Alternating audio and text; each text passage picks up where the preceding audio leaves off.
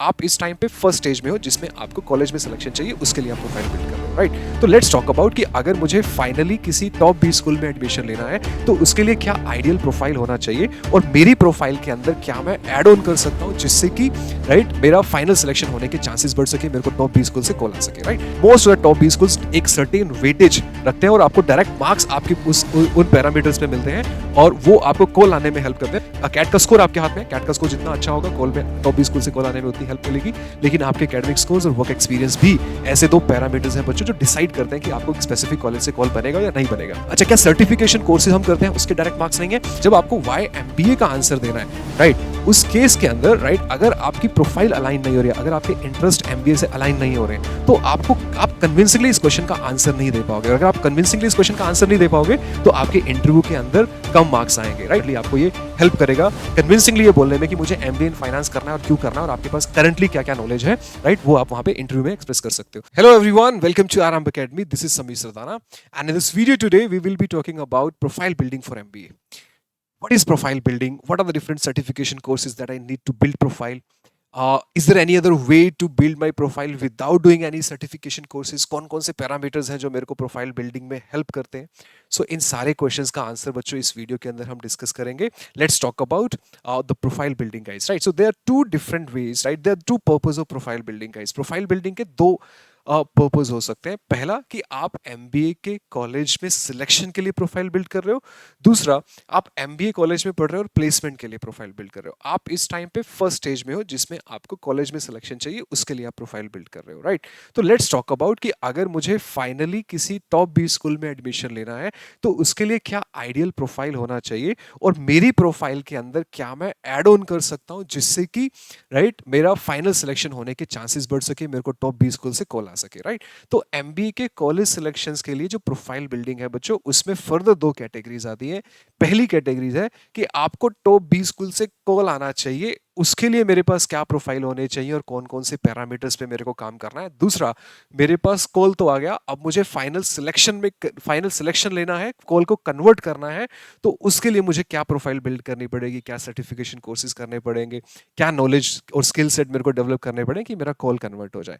पहला जो स्टेज है बच्चों जिसमें आपको टॉप 20 स्कूल से कॉल आनी चाहिए, उसके लिए जो प्रोफाइल बिल्डिंग है बच्चों, उसमें जो डिफरेंट पैरामीटर्स हैं जिसमें most of the top 20 schools एक सर्टेन वेटेज रखते हैं और आपको डायरेक्ट मार्क्स आपके उन पैरामीटर्स पे मिलते हैं और वो आपको कॉल आने में हेल्प करते हैं. उन पैरामीटर्स के अंदर बच्चों mainly academic scores, work experience, academic diversity, CAT का स्कोर आता है बच्चों. ये जो पहले 4 पैरामीटर्स हैं बच्चों, ये कॉल्स में आपको डायरेक्ट हेल्प कर सकते हैं. अब इनमें से कौन कौन से पैरामीटर आपके हाथ में आज के टाइम पे, उसमें सिर्फ एकेडमिक स्कोर्स और वर्क एक्सपीरियंस है. एकेडमिक डाइवर्सिटी और कैट का स्कोर भी कैट का स्कोर आपके हाथ में है. कैट का स्कोर जितना अच्छा होगा कॉल में टॉप 20 स्कूल से कॉल आने में उतनी हेल्प मिलेगी. लेकिन आपके एकेडमिक स्कोर्स और वर्क एक्सपीरियंस भी ऐसे दो पैरामीटर्स हैं बच्चों जो डिसाइड करते हैं कि आपको एक स्पेसिफिक कॉलेज से कॉल बनेगा या नहीं बनेगा. तो जैसे एकेडमिक स्कोर्स में आपके 10th 12th और ग्रेजुएशन के मार्क्स हैं. द पॉइंट इज कि आप आज की डेट में ग्रेजुएशन में हो तो सर मैं 10th और 12th के मार्क्स को कैसे इंप्रूव करूं, बिल्कुल नहीं कर सकते. बट ग्रेजुएशन में अगर आप कॉलेज गोइंग स्टूडेंट हो तो उस पर आप ध्यान दे सकते हो और उन स्कोर्स को आप जितना ज्यादा इंप्रूव कर सको वो आपको कॉल लाने में डेफिनेटली हेल्प करेगा. Because almost every top 20 school gives a certain weightage to 10th 12th and graduation marks और आपके परसेंटेज ऑफ मार्क्स के ऊपर आपको कुछ सर्टेन मार्क्स मिलते हैं जो आपको फर्स्ट शॉर्ट लिस्टिंग में काफी हेल्प करते हैं. फिर वर्क एक्सपीरियंस एक ऐसी चीज है जो आपके पास होनी चाहिए अगर आप कॉल्स के लिए प्रोफाइल बिल्डिंग कर रहे हो. सो फॉर एग्जांपल अगर एकेडमिक स्कोर्स आपके हाथ में नहीं है तो then the another factor that you can add on to build the profile is your work experience, जिसके डायरेक्ट मार्क्स है और कॉल आने में आपको हेल्प मिलेगा. अच्छा, क्या सर्टिफिकेशन कोर्सेज हम करते हैं उसके डायरेक्ट मार्क्स नहीं है? बिल्कुल भी नहीं है बच्चों. पहली शॉर्ट लिस्टिंग जो होती है हमारी, जिसमें टॉप 20 स्कूल से कॉल आता है, उसमें सर्टिफिकेशन कोर्सेज कहीं भी नहीं आता है, राइट? आप कितने भी सर्टिफिकेशन कोर्सेज मेंशन कर लो, आपको उन सर्टिफिकेशन कोर्सेज के कोई डायरेक्ट मार्क्स मिले और आपको कॉल आने में हेल्प हो, ऐसा नहीं है. सर्टिफिकेशन कोर्सेज आपको सेकंड मेथड में हेल्प करते हैं जिसमें आपको कॉल आ गया और आपको कॉल कन्वर्ट करना है. अब उसमें आपको सर्टिफिकेशन कोर्सेज हेल्प कर सकते हैं. लेकिन कॉल लाने के लिए टॉप 20 स्कूल्स में सर्टिफिकेशन कोर्सेज का कोई रोल नहीं है. उसमें scores, work experience, academic diversity और कैट स्कोर का रोल है, राइट? आप एकेडमिक डाइवर्सिटी को चेंज नहीं कर सकते, जो सब्जेक्ट्स आपके हैं वो तो वही रहने वाले हैं, राइट?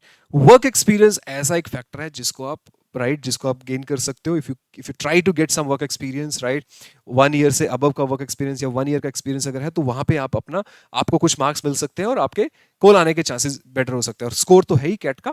अच्छा, I am sure you are definitely looking for the certification courses, तो वो एज आई सेड आपको स्टेज 2 में हेल्प करता है, जहां पे आपको कॉल आ गया और आपको फाइनली कॉल कन्वर्ट करना है बच्चों। वो आपको ये फाइनल जो राउंड है ना, पर्सनल इंटरव्यू, राइट, जब आप शॉर्टलिस्टिंग 2 में जाते हो, जैसे आपका पहला शॉर्टलिस्टिंग हो गया जिसमें आपको कॉल आ गई, अब आप कॉल के बाद इंटरव्यू दोगे, इंटरव्यू के बाद जब फाइनल सिलेक्शन होगा तो उसमें इन चारों पैरामीटर्स का वेटेज रिड्यूस हो जाता है और इन दोनों का वेटेज काफी बढ़ जाता है। तो पर्सनल इंटरव्यू का स्कोर जिसका वेटेज सेकंड शॉर्टलिस्टिंग में काफी ज्यादा है, यहां सर्टिफिकेशन कोर्सेज आपको बहुत हेल्प कर सकते हैं और आपको इंटरव्यू के अंदर बेटर मार्क्स लाने में हेल्प कर सकते हैं। तो स्टेज 2 के अंदर आपका पर्सनल इंटरव्यू का स्कोर जितना ज्यादा होगा, आपके सिलेक्शन के चांसेस उतने ज्यादा होंगे, बिकॉज स्टेज 2 के अंदर इनका वेटेज रिड्यूस होता है और इन दोनों का वेटेज सबसे ज्यादा है, और इससे भी ज्यादा वेटेज आपका पर्सनल इंटरव्यू रहता है। तो अगर आपके सर्टिफिकेशन कोर्सेज हैं और आपने सिलेक्शन के लिए फाइनल कॉल कन्वर्ट करने के लिए प्रोफाइल बिल्डिंग पे काम किया हुआ है, तो फिर इंटरव्यू में आपको बहुत हेल्प मिलती है और आपके चांसेस बेटर होते हैं बच्चों सिलेक्शन के, राइट। तो इसलिए क्या मुझे सर्टिफिकेशन कोर्सेज करने चाहिए? यस, अगर आपके पास आपको कॉल कन्वर्ट करना है टॉप बी स्कूल्स का, तो सर्टिफिकेशन कोर्सेज करने चाहिए। बट क्या सर्टिफिकेशन कोर्सेज के अलावा भी कुछ ऐसी चीजें हैं जो आप कर सकते हो? हाँ, बहुत सारी ऐसी और भी चीजें हैं। आप सर्टिफिकेशन कोर्सेज ना करके ड्यूरिंग योर स्कूल और कॉलेज डेज में अगर आपके पास कुछ इवेंट्स में पार्टिसिपेशन के सर्टिफिकेट्स हैं, या फिर और काफी सारी चीजें जो मैं अभी आपको स्लाइड के थ्रू एक्सप्लेन करूंगा, उनमें से अगर आपके पास कुछ है, तो वो भी एक तरह का प्रोफाइल बिल्डिंग ही होता है, वो भी आपको हेल्प करेगा। उस केस में आपको सर्टिफिकेशन कोर्सेज अगर आप नहीं भी करके जाओ तो भी चलेगा। बट अगर आपके पास सपोज करो स्कूल कॉलेज में भी शो करने के लिए कुछ भी नहीं है, देन आपको सर्टिफिकेशन कोर्सेज डेफिनेटली करने चाहिए। क्या पर्पस रहता है सर्टिफिकेशन कोर्सेज करने का, क्यों करना चाहिए, उसके बारे में बच्चों डिस्कस करते हैं। बच्चों, जैसे मैंने बोला कि आपका जो स्टेज 2 का शॉर्टलिस्टिंग है, जब आप फाइनल इंटरव्यू के लिए जाते हो, जिसका वेटेज सबसे ज्यादा रहता है फाइनल शॉर्टलिस्टिंग में, राइट, स्टेज 2 की शॉर्टलिस्टिंग में, वहां आपको एक प्रोफाइल अलाइनमेंट की जरूरत है बच्चों, right. For example, this a standard question that you are going to answer, every MBA candidate, right, जो इंटरव्यू के लिए जा रहा है, वाई एमबीए का आंसर आपको डेफिनेटली करना पड़ेगा मोस्ट ऑफ द केसेस में, राइट। डायरेक्टली या इनडायरेक्टली ये क्वेश्चन का आंसर तो हर इंटरव्यू के अंदर डिस्कस होता ही है मोस्ट ऑफ द केसेस के अंदर, कुछ एक्सेप्शनल भी आई एम श्योर हो सकते हैं, राइट। तो जब आपको वाई एमबीए का आंसर देना है, राइट, उस केस के अंदर, राइट, अगर आपकी प्रोफाइल अलाइन नहीं हो रही है, अगर आपके इंटरेस्ट एमबीए से अलाइन नहीं हो रहे हैं, तो आप कन्विंसिंगली इस क्वेश्चन का आंसर नहीं दे पाओगे। और अगर आप कन्विंसिंगली इस क्वेश्चन का आंसर नहीं दे पाओगे, तो आपके इंटरव्यू के अंदर कम मार्क्स आएंगे, राइट। इस वजह से प्रोफाइल अलाइनमेंट करने के लिए, for example, somebody who says कि मुझे एमबीए इन फाइनेंस करना है, और अगर उसने कुछ सर्टिफिकेशन कोर्सेज किए हुए हैं and he can answers those questions जो उस पर्टिकुलर सर्टिफिकेशन कोर्स से रिलेटेड है, then you can present those knowledge, right. आपने उस सर्टिफिकेशन कोर्स से क्या नॉलेज गेन किया और आपका इंटरेस्ट फाइनेंस के टुवर्ड्स क्यों बढ़ा, उस आंसर को कन्विंसिंगली देने के लिए आपको सर्टिफिकेशन कोर्सेज की रिक्वायरमेंट होती है। सिमिलरली, अगर किसी बच्चे को मार्केटिंग में जाना है, उसने मार्केटिंग से रिलेटेड कुछ सर्टिफिकेशन कोर्सेज कर रखे हैं, तो बहुत कन्विंसिंगली इस बात को वो बोल सकता है that these are the certification that I have done. वो उससे आपका सीरियसनेस शो होता है कि हाँ, ये बच्चा एक्चुअल में इसमें जाना चाहता है। आप अपनी परफॉर्मेंस के बारे में डिस्कस कर सकते हो, आप अपनी नॉलेज के बारे में डिस्कस कर सकते हो, जो पॉइंट्स आपने उस सर्टिफिकेशन कोर्सेज से सीखे उससे रिलेटेड आप आंसर्स कर सकते हो। You will definitely have a strong topic in your favour if you have done some certification courses to discuss in your interview. So अगर आप उन सब कोर्सेज से रिलेटेड आंसर्स अच्छे से कर रहे हो और अपनी नॉलेज को एक्सप्रेस कर रहे हो, तो डेफिनेटली आपको इंटरव्यू में मार्क्स मिलेंगे और आपके कन्वर्ट होने के चांसेस ज्यादा होंगे। इसीलिए मैंने बोला था कि सर्टिफिकेशन कोर्सेज प्रोफाइल बिल्डिंग में डायरेक्ट मार्क्स नहीं देता है, बट इंटरव्यू में वो इनडायरेक्ट आपको मार्क्स लेने में हेल्प करता है बच्चों, राइट। इसलिए आपको सर्टिफिकेशन कोर्सेज करने चाहिए। अच्छा, कॉलेज एक्टिविटीज ऐसी कौन सी हो सकती है कि आप बोलो कि यार मेरे को सर्टिफिकेशन कोर्सेज नहीं करना है, या फिर अगर आपने कॉलेज डेज में इन सभी एक्टिविटीज में कुछ स्टैंडर्ड एक्टिविटीज में पार्टिसिपेट किए, तो ये एक्टिविटीज भी आप इंटरव्यू के अंदर यूज कर सकते हो to show yourself as a person who has some skill sets जो उसको एमबीए में आगे काम आने वाली हैं। जैसे कि अगर आपने किसी लीडरशिप स्किल्स पे इवेंट्स में पार्टिसिपेट किया है, कोई लाइव प्रोजेक्ट्स में आपने पार्टिसिपेट किया, कॉलेज टाइम में आपने इंटर्नशिप किया या कॉलेज के बाद आपने कोई इंटर्नशिप किया, तो वो आपको हेल्प करता है। That is also profile building, ये आपको इंटरव्यू में हेल्प करेगा। आप एकेडमिक कंपटीशन में पार्टिसिपेट करो, आप अपने एकेडमिक स्किल्स को भी प्रेजेंट कर सकते हो, राइट। एक्स्ट्रा करिकुलर एक्टिविटीज होगी, आपकी हॉबीज होगी, leadership position in clubs in college, participate in inter college activities, part of fest college activity, किसी स्पोर्ट्स स्पोर्ट्स में आपने कंपटीशन विन किया है, right, if you have participated in sports and you have win some medals there, you can represent that also, right. आपके college level rewards जो हो गए, right, placement cell में अगर आपने पार्टिसिपेट किया, किसी सोशल वर्क के अंदर आपने पार्टिसिपेट किया, एनजीओ के साथ आप एसोसिएट हो, तो इन सारी चीजों को भी आप यूज कर सकते हो अपने इंटरव्यू के अंदर। That is a purpose of profile building, right, कि आपको कन्विंस अपने स्किल सेट को शो करना है। अगर आपके पास लीडरशिप स्किल है और आपने कहीं पार्टिसिपेट किया, तो उसको शो करने के लिए आपको वो सर्टिफिकेशन कोर्स दिखाना पड़ेगा, that this is the event that I have participated in as a leadership and this is a work that I have done. तभी तो आप उसको कन्विंसिंगली और ट्रूथफुली एक्सप्रेस कर पाओगे, या this is something that I have done and I have proof for that, right. Other than these course, so school और college वाले जो बच्चे हैं जो इस टाइम पे कॉलेज में हैं, सेकंड ईयर या फाइनल ईयर में और एमबीए के लिए जा रहे हैं, तो मेक श्योर कि आपको इन एक्टिविटी से रिलेटेड कुछ भी पार्टिसिपेट करने को मिलता है, प्लीज कीजिए इसके अंदर पार्टिसिपेट। और इसमें जो आपको सर्टिफिकेट्स मिल रहे हैं वो भी एक तरह की प्रोफाइल बिल्डिंग ही है बच्चों। अच्छा, अदर देन दिस, अगर सपोज करो किसी बच्चे ने ऐसे किसी इवेंट्स में पार्टिसिपेट नहीं किया, तो फिर तो उसके लिए सर्टिफिकेशन कोर्स मस्ट हो जाता है बच्चों, बिकॉज आप अदरवाइज अपनी प्रोफाइल को कैसे अलाइन करोगे, राइट। तो उसके लिए मैं कुछ आपको सर्टिफिकेशन कोर्सेज बताता हूँ, कहाँ से आपको वो सर्टिफिकेशन कोर्सेज करने चाहिए। और स्पेसिफिकली अगर आपको स्ट्रीम में, किसी पर्टिकुलर स्ट्रीम में जाना है, तो बेसिक की स्किल्स रिक्वायरमेंट क्या होती है उसके बारे में हम बच्चों जल्दी से एक डिस्कशन करते हैं बच्चों। सपोज करो एक एमबीए इन फाइनेंस आप बोलना चाहते हो कि सर मेरा नंबर्स में इंटरेस्ट है, मैं फाइनेंस में एमबीए करना चाहते हो, तो एक क्लैरिटी आपको होनी चाहिए कि अगर आप फाइनेंस में जा रहे हो तो कौन कौन सी जॉब्स आपको मिल सकती हैं, राइट। अगर आपको यही नहीं पता होगा इंटरव्यू के अंदर, आप आंसर्स कैसे करोगे कि भैया मुझे करियर तो बनाना है फाइनेंस के अंदर, but I don't even understand कि फाइनेंस के अंदर जॉब कौन कौन सी होती है और उन जॉब्स को करने के लिए स्किल सेट्स क्या होते हैं। तो प्लीज अंडरस्टैंड कि आपको ये सारी टर्म्स पता होनी चाहिए, commercial banking, investment banking, corporate finance, credit analysis, wealth management, इन सभी के अंदर आपको जॉब मिल सकता है, राइट। अब इन सभी जॉब्स को करने के लिए आपकी जो बेसिक की स्किल्स रिक्वायरमेंट है वो है फाइनेंशियल स्टेटमेंट एनालिसिस, आपको फाइनेंशियल स्टेटमेंट पढ़ना आना चाहिए, फाइनेंशियल मॉडलिंग हो गया, बिजनेस एनालिसिस। इससे रिलेटेड अगर आपको कुछ बेसिक सर्टिफिकेशन कोर्सेज करना है जिसमें आपको इसके डिटेल में नहीं, सिर्फ बेसिक्स अगर आप आ जाए, तो आपके पास number of certification courses available है, राइट, जो आप कर सकते हो। एनएस नेशनल स्टॉक एक्सचेंज के ऊपर एकेडमिक सर्टिफिकेशन में फाइनेंशियल मार्केट्स के बहुत सारे सर्टिफिकेशन कोर्स हैं जिसके अंदर 11 फाउंडेशन मॉड्यूल्स हैं। सारे के सारे करने की जरूरत नहीं है, कुछ स्टैंडर्ड 2-3 आप सर्टिफिकेशन कोर्सेज कर सकते हो, उनके एग्जाम्स दे सकते हो, उनके सर्टिफिकेशंस आप अपने साथ कैरी कर सकते हो, इंटरव्यू के अंदर उनको मेंशन कर सकते हो कि ये कोर्सेज आपने किए हैं। 21 इंटरमीडिएट लेवल्स के भी अगर आपको सच में बहुत इंटरेस्ट है तो कुछ 2-1 फाउंडेशन के और 2-3 इंटरमीडिएट लेवल के आप कर सकते हो। Advance I will not suggest, वो आप प्लेसमेंट्स के टाइम पे कर सकते हो कि प्लेसमेंट से पहले आप कुछ एडवांस मॉडल वाले कोर्सेज करके चले जाओ तो आपको प्लेसमेंट्स में हेल्प करेंगे। बट यस, अगर आप 2-3 कोर्सेज बेसिक्स और 1-2 कोर्सेज इंटरमीडिएट लेवल के करो और उनके एग्जाम्स देके क्लियर करो, उनका सर्टिफिकेशन आपके पास है, तो डेफिनेटली आपको ये हेल्प करेगा कन्विंसिंगली ये बोलने में कि मुझे एमबीए इन फाइनेंस करना है और क्यों करना है और आपके पास करंटली क्या क्या नॉलेज है, राइट, वो आप वहां पे इंटरव्यू में एक्सप्रेस कर सकते हो। एनआईएसएम के ऊपर भी आपके पास है, आप सिंपली टाइप कीजिए एनआईएसएम सर्टिफिकेशन बाय एसएबी, आपको सीधा वो गूगल उसी स्पेसिफिक पेज पे ले जाएगा। यहाँ पे 30+ सर्टिफिकेशन अवेलेबल है, रिसर्च एनालिस्ट, फाइनेंशियल एजुकेशन और सिक्योरिटी मार्केट एंड फाउंडेशन से रिलेटेड बच्चों, राइट। उडेमी के ऊपर माइक्रोसॉफ्ट एक्सेल जैसे कोर्सेज को आप कर सकते हो, बिकॉज माइक्रोसॉफ्ट एक्सेल फाइनेंस में और एनालिटिक्स की जॉब्स में बहुत ज्यादा यूज होता है।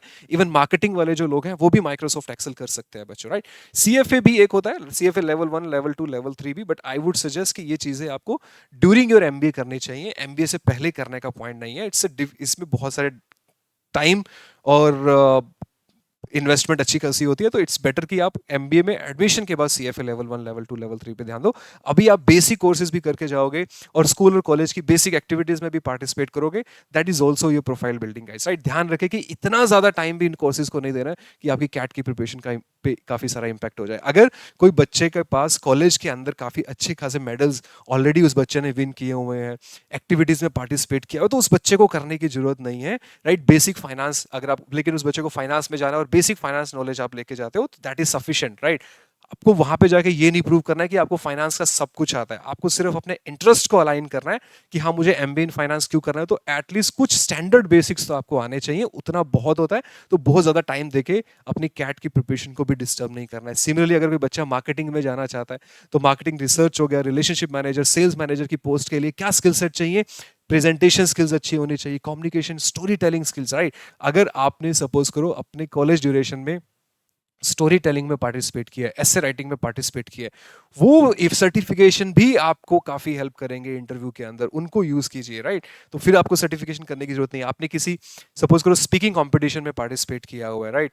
और वहाँ आपने कुछ मेडल विन किया हुआ है, तो आपको you don't need any communication related certificates, you already participated in an event, you win that event, you have got some rank over there, you don't need any certification for, right, to prove yourself that you have a good communication skills, that is sufficient, जो आपने already participate किया।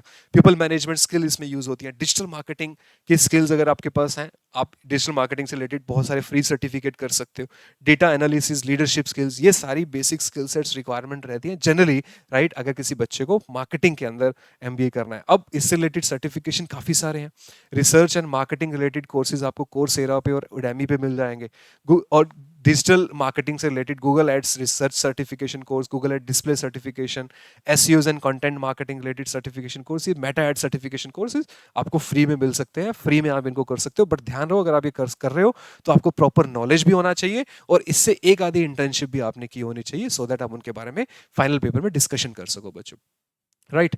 ऐसे ही बच्चों, right, if you want to go for HR, right, HR में recruitment and talent acquisitions, organization design, HR analytics professions, human capital consultant, performance management, ये सारे क्या होते हैं ये पता होने चाहिए। अभी तो हम इन सब चीज़ों पे डिस्कस नहीं कर सकते, but if you do some standard courses available on Coursera, तो इन सारी चीज़ों की बेसिक नॉलेज आपको आ जाएगी, राइट? उसके बाद अगर आप एक दो इंटर्नशिप एनजीओ में कर लो, जिसमें आप या फिर किसी कंपनी में इंटर्नशिप कर लो 2 और 3 मंथ्स के लिए, जिसमें आप उन कंपनी के लिए या एनजीओ के लिए हायरिंग कर रहे हो, तो वो आपको प्रोफाइल अलाइनमेंट में हेल्प करता है, राइट? और आप कन्विंसिंगली बोल सकते हो कि हाँ, मुझे एचआर में एमबीए क्यों करना है, राइट? मैंने ऑलरेडी इसमें काम किया हुआ है और ये कोर्सेज किए हुए हैं, I have some basic knowledge, मुझे इस बेसिक नॉलेज को और आगे लेके जाना है, and that's the reason I want to go for MBA in HR, right? Similarly operations के अंदर, right, different type of jobs that you have is operation manager, supply chain manager, logistic manager, product manager, production manager, right? और इससे related आप 6 sigma certification course operation वालों को, right, operation में काफी help करता है, तो you can do this course, right? ये भी आपको कोर्सेरा पे अवेलेबल है।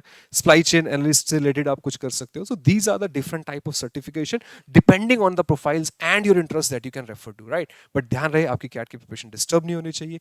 कॉलेज एक्टिविटीज में अगर आपने कॉलेज के अंदर आपने काफी सारे इवेंट्स में पार्टिसिपेट किया है, कंपटीशन में पार्टिसिपेट किया है, तो फिर आपको इन सर्टिफिकेशन कोर्सेज की नीड नहीं है बच्चों, राइट? तो ध्यान रखिए बच्चों इस चीज को, राइट? सो इससे रिलेटेड जो भी आपके डाउट्स हैं, please put those doubts in the comment section, will try to address each and every doubt that you have related to your profile building in this video comment section, guys, right? Thank you so much for watching the video. See you in the next part. Thanks a lot.